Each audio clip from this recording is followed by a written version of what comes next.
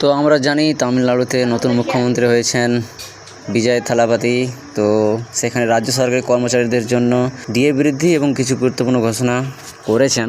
তো দেখে নিই কী ঘোষণা করেছেন। যদি পশ্চিমবঙ্গেও এই ধরনের ঘোষণা করা হয় তাহলে খুবই ভালো হয়।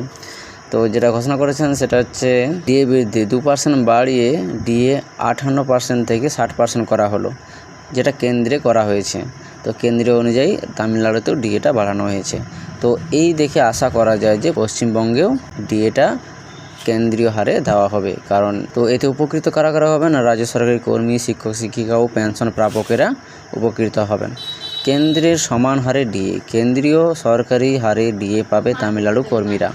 এটি কার্যকর হবে 2026 সালের 1 জানুয়ারি থেকে এবং মুখ্যমন্ত্রী এই সিদ্ধান্তে সন্তুষ্ট সরকারি কর্মচারী মহল। তো আশা করা যায় পশ্চিমবঙ্গেও এই ধরনের ঘোষণা আমরা আগামী সোমবারেই পেয়ে যাব। তো আমরা সবাই আশা দেখছি। এই ভিডিওটা ভালো লেগে থাকলে অবশ্যই লাইক করে দেবেন এবং সাবস্ক্রাইব করে পাশে থাকবেন। ধন্যবাদ।